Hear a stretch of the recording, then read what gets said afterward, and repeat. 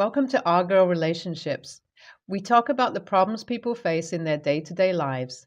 Let's start with the video.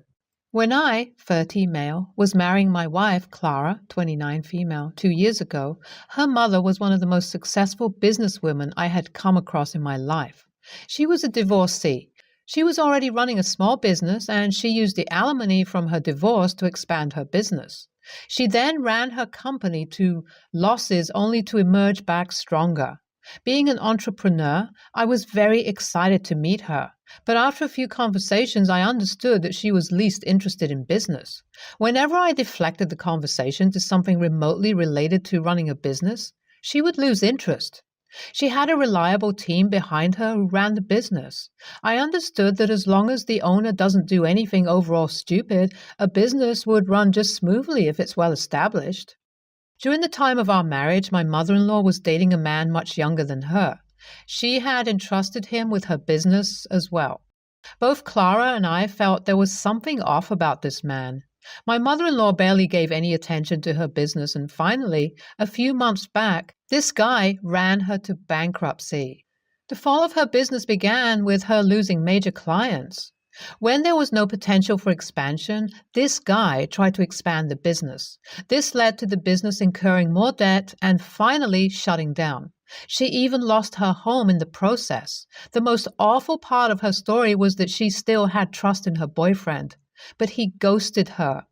Clara was devastated by her mother's situation, so we decided to invite her to our place. That's how she started living with us. She was mentally at the lowest phase of her life, so we decided to give her time and space to recover. But I was more realistic about my mother-in-law's condition than Clara. I knew for a fact that her business was a cash cow. If she had given it a bare minimum effort, her business would have survived. Clara, on the other hand, believed that her mother was manipulated by her ex-boyfriend into giving him the reins of her company. It was impossible to convince Clara about her mother's mistakes, so I didn't try. A month after my mother-in-law moved to our house, her situation improved drastically. That was a relief for Clara, but that also meant that my mother-in-law was slowly getting back to her old lifestyle. A group of her friends who never bothered to check on her while she was struggling now became a constant presence at our house. Clara was happy because my mother-in-law responded positively to their company, but I was worried. My mother-in-law needed a considerable amount of money to support her older lifestyle, but since she was now bankrupt, Clara had to provide for her. We started to notice her older spending habits when she began to order food regularly for her friends at our house. The reality of being broke might not have sunk inside her head. She continued playing rich with our cash. Then she started to go out. This woman, though broke AF, still preferred to go to the posh restaurants and clubs that she used to visit. I had to intervene at some point. I got the perfect opportunity to discuss this with Clara when she informed me that my mother-in-law had asked for money to join a new gym. I didn't mind spending money on her, but I was bothered by how ignorant she was about her situation. She was not treating me right as well. She never initiated any conversation with me, and even when I tried, she answered my questions without making eye contact. I was invisible to her. So all these factors forced me to decide on her future with us.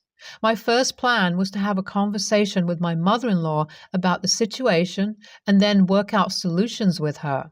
But when I thought about the amount of time and energy that should be invested to convince her of my points, I dropped the plan.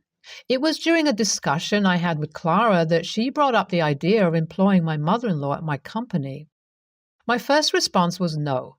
From my evaluation, I concluded that either my mother-in-law was successful out of sheer luck, or there was a time in her life she used to be passionate about business and making money. Now, her only interest was in finding diverse ways to waste money. I believe in teamwork. The people who worked under me were an agile group of young workers. Even one lazy worker could impact team morale. That was my first reason not to employ her. Apart from this, she was known to be bossy. There were a few instances in the past when she criticized me for the way I was running my business. I didn't want one of my workers to dictate to me ways to run the company, so I was scared that my mother-in-law would destroy the equilibrium of my workspace. But Clara was committed to her cause. She wanted to get her mother employed. It was logical from her side to think like that because a job at that point would help in my mother-in-law's economic recovery. After considering a lot of factors, I complied. Clara talked to her mother about this, and by the next week, her mother was employed in my company. Within a week, I understood that hiring my mother-in-law was not one of the best decisions of my life. She delegated almost all the tasks that I assigned her. She would always be away from her desk. In the morning, I used to take her to work, but on most evenings, she left early. I also found it difficult to command her around because I still had an element of respect toward her within me. But the most irksome character of her was not to let others do their work. She went from desk to talk nonstop with my staff. She knew her crowd well. Some of them would send her away saying they were busy, but others would keep her entertained. I could see how her presence was deteriorating our healthy work environment. But I was patient towards her until one day when she decided to cross all the boundaries. Before marriage, Clara and I had decided one thing. Though we were still confused about having a child of our own, we wished to adopt at least one child from some other part of the world. We wanted to then provide the baby with the best life possible. This was a personal project for us. The international adoption process could be crazy expensive, so we started saving money for this before our marriage. There were multiple reasons why we didn't want our parents to know about it until the final stage. Our decision would lead to fruitless discussions within the family about the pros and cons of adoption. We both had gone through them and were fairly sure about our decision, so we were going forward with the procedure secretly. Somehow, my mother-in-law came to know about our adoption plans. She might have overheard a conversation between me and Clara, or she might have seen some paperwork. How she came to know about it doesn't matter. The respectable move on her part would be to let us know that she heard about our plans. But instead, she used it as content for workplace gossip. Yesterday, I had some on-site meetings and came to work late. The meeting room is on the way to my cabin. I stopped by the meeting room when I heard some chatter and saw my mother-in-law with two of my other workers. My mother-in-law was sitting on the oval-shaped table, her back facing the door, so she couldn't see me.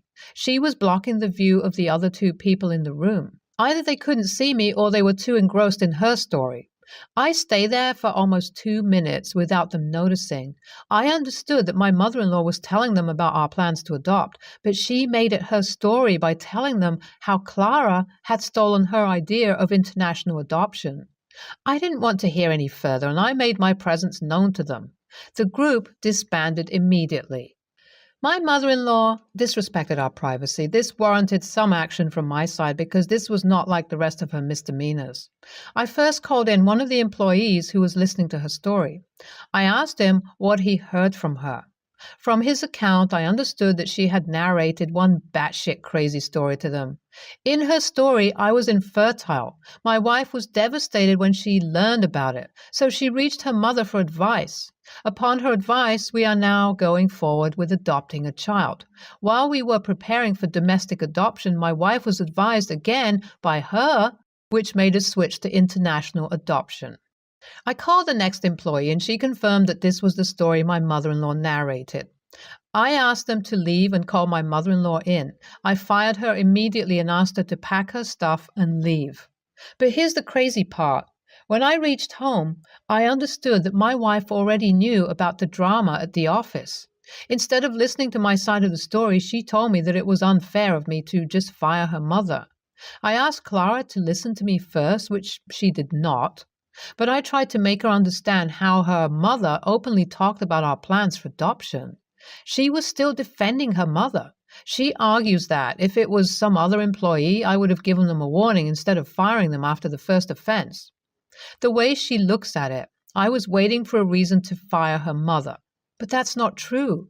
Am I the a-hole for firing my mother-in-law from work after I heard her disclosing sensitive information about my marriage to her coworkers? I sat down for a chat with Clara a few hours later. That's when I learned that she had kept one thing hidden from me. She had talked to her mother at some point in the past about our plans to adopt. This was before marriage during the initial stage of our discussions. My mother-in-law recently asked her what the current stage of our adoption process was. Clara just said that we were yet to decide on anything concrete. She didn't think it was important enough to inform me.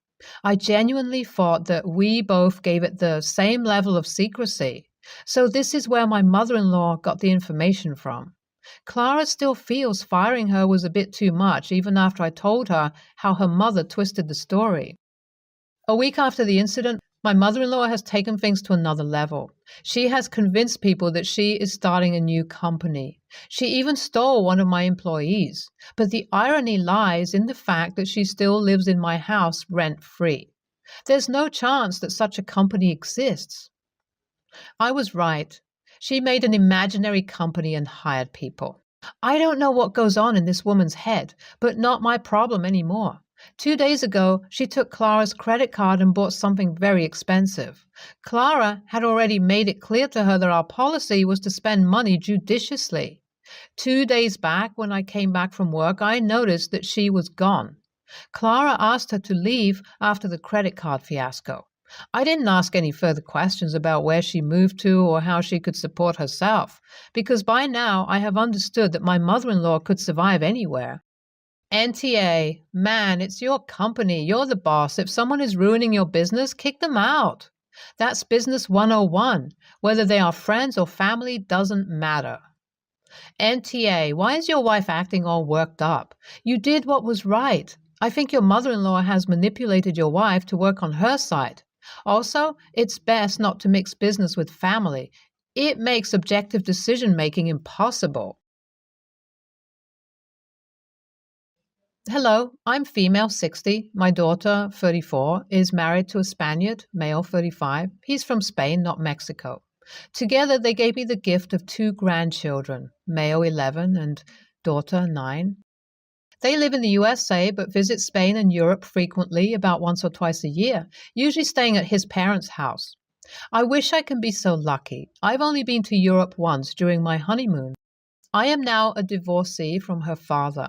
Currently, I'm visiting my daughter and her family for the Christmas holiday. I use my sister-in-law's computer to look something up online. I know I shouldn't have, but his laptop was right there on the coffee table and all I needed to do was a quick Google search. When I opened his computer, I was horrified to see my sister-in-law email open to find out that he and my daughter's family had booked a vacation to a nudist resort in France with my grandchildren. I dug a little further and clicked on the website of the resort to find that there are even children featured on there as well. I guess you can say all of the images were tastefully done because none of their privates were exposed in the images. And I know that Europe is more liberal when it comes to nudity, but I can't see my grandchildren being exposed in this way. I confronted my daughter about it, and she was upset that I snooped, which I admitted was wrong, but she was also arguing with me, saying that I had no right to tell her where she could take her kids on vacation. I simply tried to tell her how I was fine with her and her husband going to a place like that, though I wish I didn't know about it, but not the grandkids, and how it is inappropriate for the kids to go to such a place because they can be preyed upon. I also told her how I never paraded naked around her when she was growing up and asked why she thinks it's okay to be naked in front of the kids, especially my grandson. She told me how I was being overdramatic and how they let the kids play nude on the Spanish beaches for years with my sister-in-law's parents, thinking nothing of it, calling it holidaying European style. She also informed me it was how her husband grew up, and many families in Spain still let their kids play naked on the beach. I asked if my sister-in-law's parents were also naked when they went to the beach, and she said yes. And again, I was horrified. She told me this is why she never told me, because she knew how I would react. I told her I understood they enjoy going to Europe to see sister-in-law's family, but why can't she take a normal vacation when she goes? Then I started to tell her about the trip I took on my honeymoon, and she said tour groups are not the real Europe, that my sister-in-law is Spanish, he is European, and that I am going to have to respect the cultural differences and in how they are raising my grandchildren. AITA? Let me count the ways.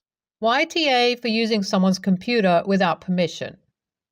YTA for snooping around on said computer. YTA for sticking your nose in where it doesn't belong. YTA for thinking you have any say in how your daughter raises her children. YTA for your prudish, closed-minded approach to cultures different from yours. YTA for asking, why can't she take a normal vacation? When what you really mean is, why can't she take a vacation that wouldn't upset my fragile sensibilities? And while referring to your son-in-law as a Spaniard doesn't automatically make you TA, it's definitely not a good look in this era. Combined with everything else you've revealed here, I'd call it the icing on the cake. Sorry, Grandma, YTA. The world is a different place now than what it was. First, you are trying to override someone else's culture with your own. Second, they have already done this numerous times because this is how it's done in their culture. Lastly, they are not your kids. You do not have a say in how mom and dad raise their kids. Sorry, that's just how it goes. I'm 23, female. My sister, 27, got married a month ago and the wedding was beautiful and clearly very costly. They had a registry, but almost everything was really expensive. Think Dyson purifier, Fornacetti candles, etc. She also had a Tiffany alphabet necklace on it. I wear the same necklace which my husband gifted to me for our wedding last year. I didn't ask for anything and I know he saved up. Tiffany jewelry is absolutely not the regular standard for us. There was an option to give a monetary gift towards the honeymoon, so we ended up gifting $150, and I think it was more than fair. Sister brought up that she noticed I only gave a small contribution to the honeymoon. I said, yes, that's the gift. She replied she expected family to be more generous and the other siblings, relatives got thoughtful gifts. I could have at least gotten the Tiffany necklace since we can afford it. I told her, no, we can't afford it. And we gave what we could give. It's not my fault everything on the registry was so expensive. This was at Thanksgiving, by the way. There were other people around and I guess they could see the conversation between us was getting heated. My sister said I need to stop acting so self-righteous and they can put whatever they want on their registry. And others did get the gifts, so it's just me being cheap. My stepmom overheard and said I could have given a larger monetary amount or split the cost of the necklace with someone else, and I didn't appreciate the effort put into the wedding. I didn't think I was in the wrong here, Reddit, but I'm kind of doubting myself. I guess I could have given more money considering this is family. AITA? ETA. A lot of comments asking what my sister gave for my wedding. I replied to a few, but we'll edit it here. We asked for no gifts and to donate to the American Heart Association or donate toys for a children's hospital instead. NTA. A gift is just that, something presented to the recipient and not an obligation. The cost of the wedding is irrelevant. A wedding is not a money-making venture. Since she thinks you under-gifted, is she going to provide refunds to people who gave more generously than average? Since in her eyes, it's some sort of balance sheet. Also, it's just plain tacky to confront someone to demand a larger contribution and the jewelry off of your neck. Stepmom needs to back off too. Not her business either, but it's obvious where the greed comes from. It's also very, very low class to essentially attempt to browbeat you about it at the holiday dinner. Did they charge everyone an entry charge for that too, to cover the cost of turkey and cranberries? Most weddings I have been to try to have a variety of price ranges for gifts. I got one friend a cutting board for $35. Another, I got them a Yeti growler for under $100. All from their registry. Others even put out just a house fund ask, but said please come even if you can't contribute. It's your sister's choice to pick things she wants, but $160 isn't chump change for many of us who are trying to get by. She sounds extremely selfish and greedy, even more so to call you out on it at